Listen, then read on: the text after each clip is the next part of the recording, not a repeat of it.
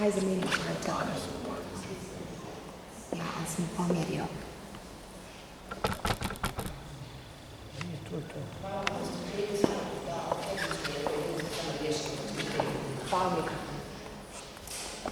Krenut ćemo za neki minut dva, samo da pogledam da li su ove tehničke stvari lične. Je li uključeno snimamo kolega Čenica? Hvala mi. Dame i gospodo, dragi prijatelji,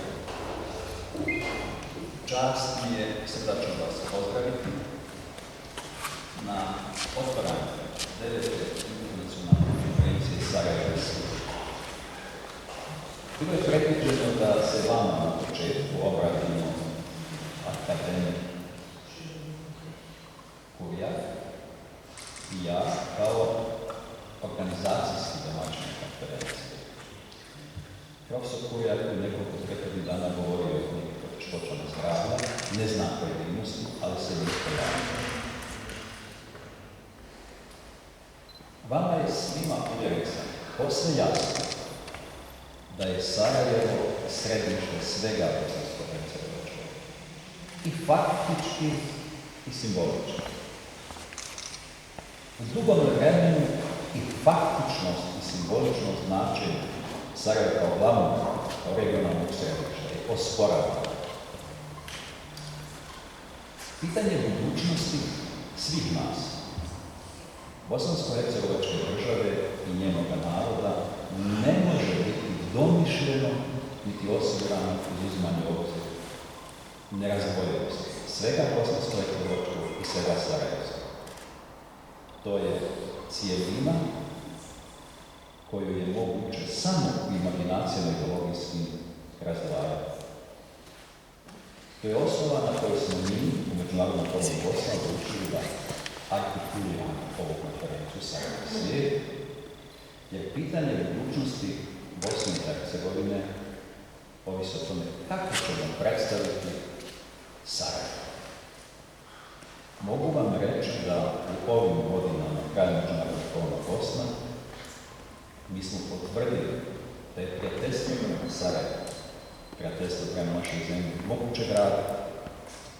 Ono ne postoji samo po sebi i ono ovisi o tome kako mi razumijevamo sebe i kako ćemo sebe predstaviti drugim. U ovih prethodnih 8 konferencija na stotine intelektualaca iz zemlje i svijeta bavilo se tim pitanjem.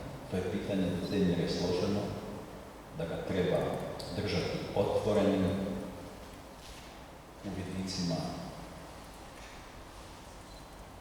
historije, kulture, politike, ekonomije, umjetnosti. Ono što ne znamo najčešće se ljudima čini poznato. Zapravo, mi ne vidimo jasno taj kontinuitet našeg kraja.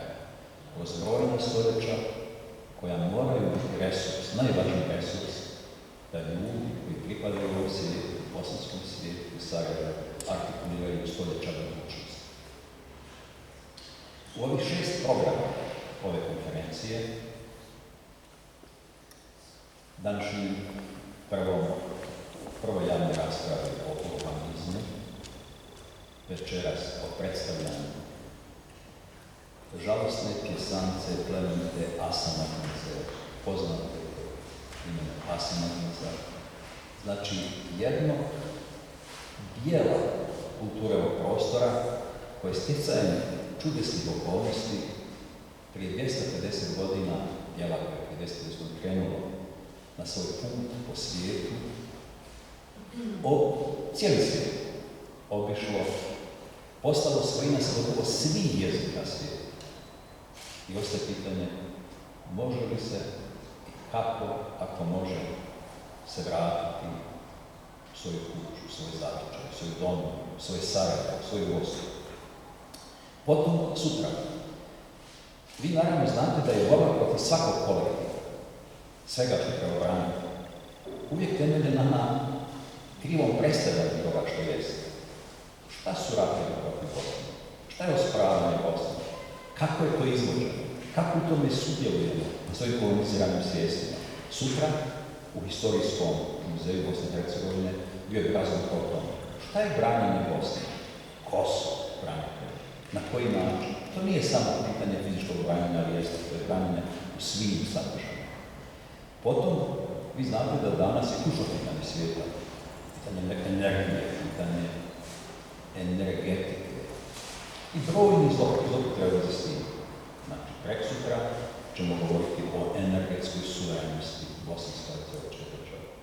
A u petak više ljudi bi govorilo o optimističnom viđenju Bosne, drugčijem viđenju onog koje nam nameću. To je najkraće sadržaj ovog rada. Ja sam dužan iskazati zahvalnost. Prvo, ljudima s različitih strana koji su sudjelovali u artikuliranju projekta 9 nacionalnih konferencija Sarajeva i Sijeta. Potom, vladi kantona Sarajeva, koja je podržala ovu konferenciju prvi. Potom, gradu Sarajevo koji je također podržao konferenciju ponovno prvi. Dvijema sarajevskim općinama, Novi Grad i Stari Grad. Univerzitetu Sarajevo koji je omogućio održavanje 2 javne rasprave u svojim prostorijama sa svim potrebnim podrškama i na posljedku, ali nikako ne na posljedku po važnosti, dobroj postoručnoj volji doktora Gavrana Kapetanovića koji je stavio na raspolaganje ovaj prostor za današnji program. I sad bih zamolio profesorku Softić-Kadinić, koja je ovdje ispred vlade kantona Sarajevo, kantona Sarajevo, ministrica u toj vladi, zahvaljujući njenim ljubaznom susretljivosti, molio bih da pozdravi nas.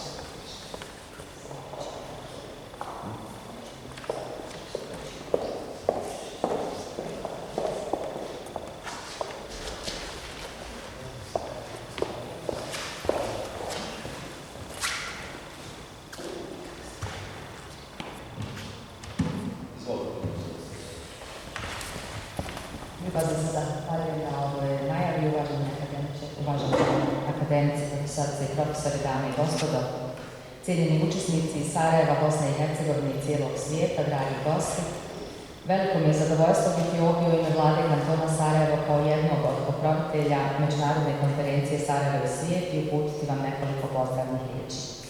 Ova konferencija već 9. godinu za redom predstavlja platformu u čijem središtu stoji Sarajevo i predstavljanje, preispitivanje i vrednovanje njegove istorije, kulture i budućnosti u najširem intelektualnom okviru. Sarajevo i svijet imaju puno toga zajedničkog. Naše zajedničko bogatstvo su naše raznolikosti, a naša saradnja ključ uspjeha. Sarajevo u naredna 3 dana postaje centar razgovora, razmjene ideja i inovacija od strane najuglednijih stručnjaka iz različitih područja. Pri tome se razgovori ne vode samo u Sarajevu, nego o Sarajevu. 2 raspravna stola, prvi koji se odnosi na javni gradski prostor u tranziciji i treći koji se bavi energetskom budućnošću, posvećena su globalnim izazovima iz naše lokalne i regionalne perspektive, dok su druga 2 raspravna stola posvećena nekim nama imanentnim, rekla bih, užim bosansko-hercegovačkim izazovima. Ovdje mislim na drugi raspravni stol o odbrani bosansko-hercegovačke državnosti i društva koja ima za cilj razumijevanje i suočavanje s različitim tumačenjima i manipulacijama činjenicama koje su prisutne u javnom diskursu i na 4. raspravni stol o bosansko-hercegovačkoj budućnosti drugačije, koji upućuje na medijsku sliku koja često osporava našu državu i društvo. Iznimno je važno prezentirati argumente koji pobijaju negativne ideološke konstrukcije o našoj budućnosti i naglasiti potencijal naše države i našeg društva.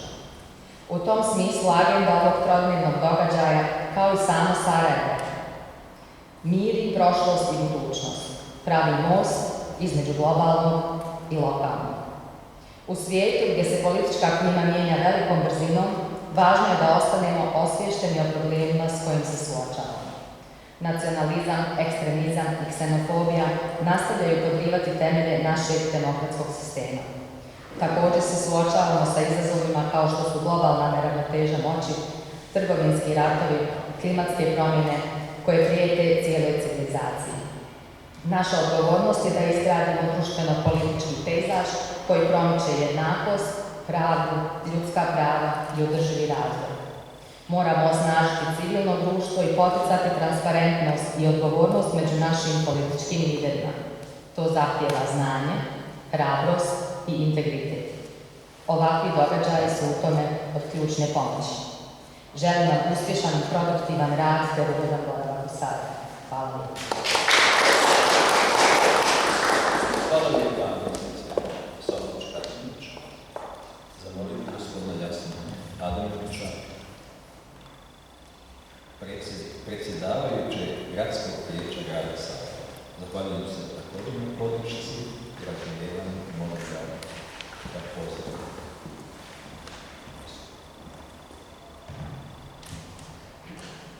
Poštovani organizatori, domaćini, gospodine Mahmud Čahajiću, direktore Ivana Kapitanoviću, uvažena ministrice Sotić-Kadinić, uvaženi učesnici i gosti ovog eminentnog skupa, dame i gospodo. Pripala mi je čast obratiti vam se ispred grada Sarajeva na 9. internacionalnoj konferenciji Sarajevo i svijet i pozdraviti vas u ime grada Sarajeva i u ime uvažene gradonačelnice Katić. Od ovakvih susreta i istraživačkih projekata koji su postali istinski važna tradicija, očekujemo novu percepciju Bosne i Hercegovine kao države i svih njenih građana, a Sarajeva kao njenog glavnog grada i značajnog regionalnog centra. Naša misija bila i ostala ista: demokratsko, pravedno i otvoreno društvo, čvrsto opredjeljenje za europsku, bosansko-hercegovačku i sarajevsku budućnost.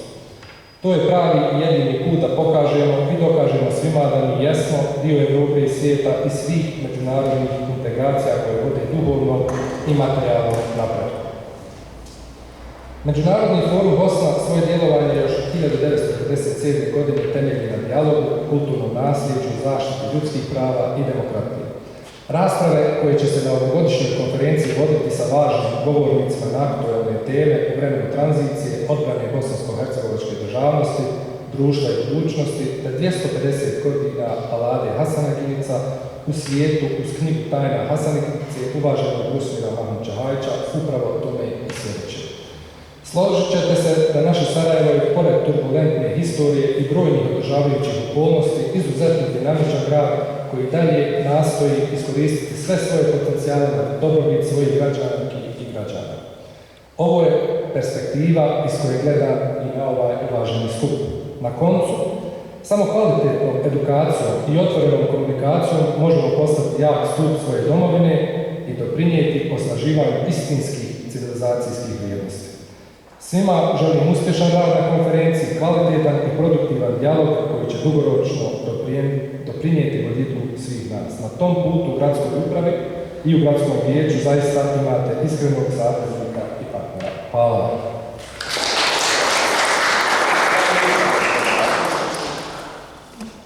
Zamolio bih doktora Vladislava Kapitanovića, direktora iz Bošnjačkog instituta,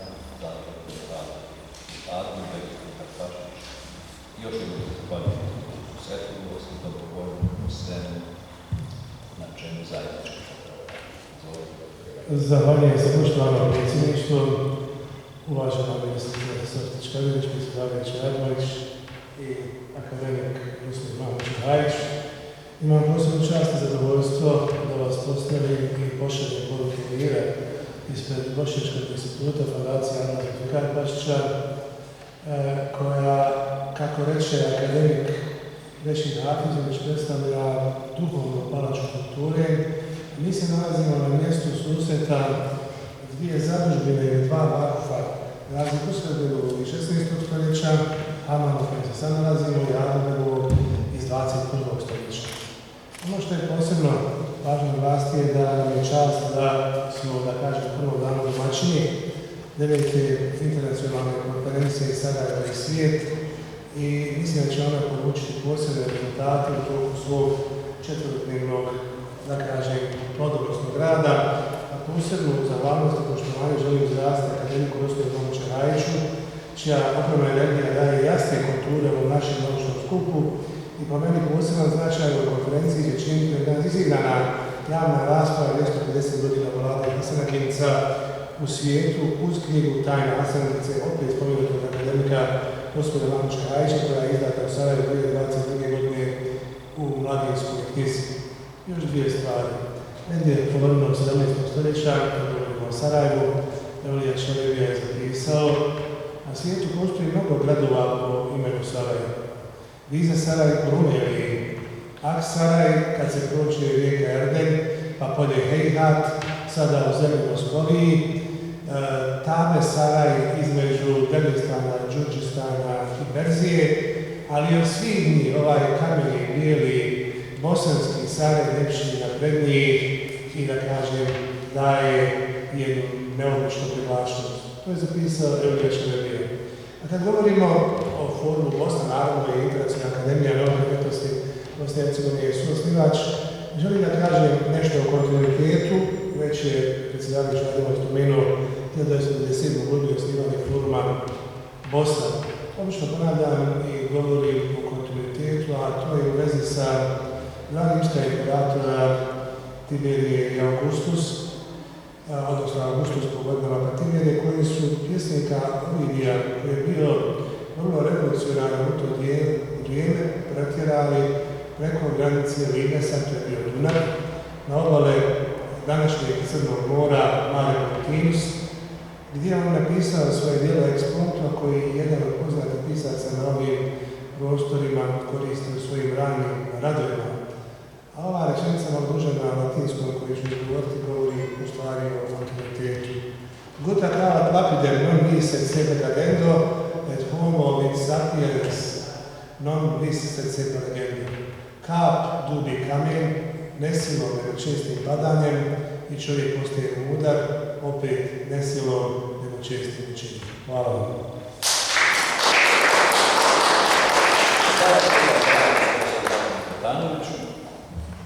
To je šta smo mi protokolarno predvidjeli kao otvaranje. Zahvaljujem se još jednom svima.